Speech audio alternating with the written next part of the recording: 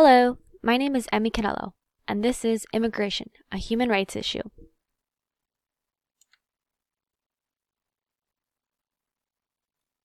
There are several articles and videos exposing the immigration system. It was clear that human rights are being violated in numerous ways. Over time, I found specific examples and first-person testimonies of the experience some have had with the American immigration system.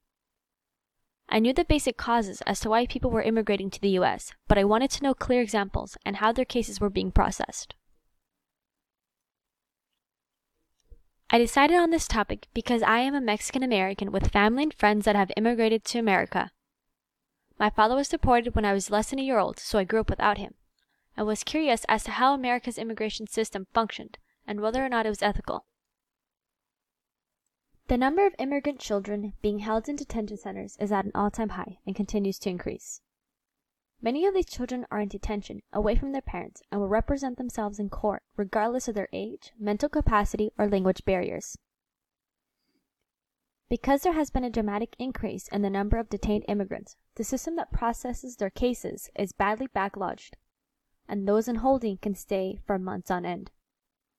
Libre by Nexus saw an opportunity to make money from the situation and have created a business where an immigrant can be released from detention for a monthly price and be re-detained if they miss payments.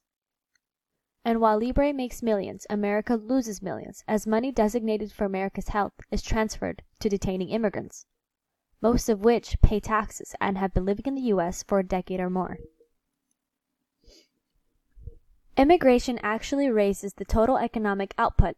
By increasing the number of workers in the labor force, immigrants enhance the productive capacity of the U.S. economy. The annual contribution of foreign-born workers is roughly $2 trillion, or about 10%. Immigrants also contribute positively to government finances over the long run, and high-skilled immigrants make especially large contributions.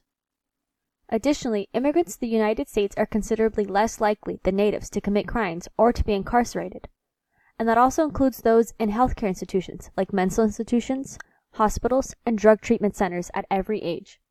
In 2017, about 29 million immigrants were working or looking for work in the U.S., making up some 17% of the total civilian labor force.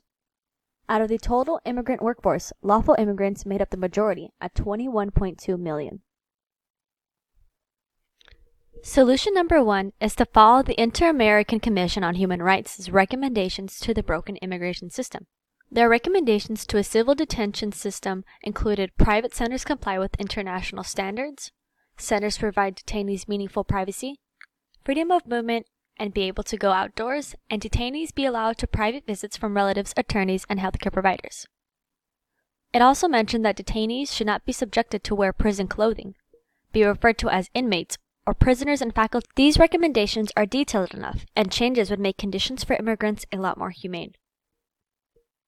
Solution 2 is to work towards open borders. Migration is a natural process which occurs at all times. We divided our world into nation-states, which are not natural, but man-made, and try to stop migration at these artificial borders. Here in America, families are separated at borders for months on end, or die, taking indirect routes just to escape violence and poverty in their home countries. Migrants face gangs, bandits, corrupt cops, robbery, rape, and they lose arms and legs train hopping. Borders create more violence, but will never stop immigration. It turns those seeking a better life to one of crime and endangerment. Borders are also a form of discrimination, and are used to keep undesired humans out. We hold back the people who need the most help and restrict their access to the resources and opportunities available in wealthy countries. Solution number 3 is for the U.S. to implement pilot violence prevention programs. This organizes courageous residents to counter gangs and bring about change in the most dangerous countries with the highest source of migrants coming to the U.S. Outreach centers can be set up so kids could find mentors, vocational training, family therapy, and help getting jobs, effectively cutting off the lifeblood of gangs, new recruits. In these countries, witnesses to crimes can never confess or they will be murdered. This solution allows the U.S. to go after gang members while protecting the identity of witnesses, and through this program, killings in Rivera Hernandez, Honduras plummeted 62%, Violence prevention programs offer compassion for vulnerable children running from harm and work to reduce unlawful migration by keeping more children and families safe in their home countries. We need to care because our empathy shouldn't stop at the borders. The current system does a tremendous amount of harm for all involved. Without change, people will continue to be raped, killed, mutilated, silenced, and exploited. Prejudice clouds our vision and makes us afraid of who is migrating without actually seeing them and what they are fleeing. These people are not criminals. They are families, students, and workers seeking a better life. I am a humanitarian, and I chose this audience because this information has the power to change viewpoints and encourage action.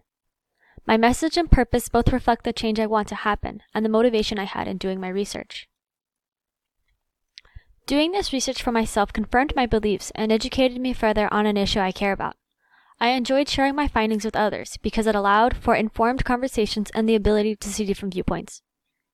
This process also taught me the importance of looking at the authors as individuals than just what they are saying in articles.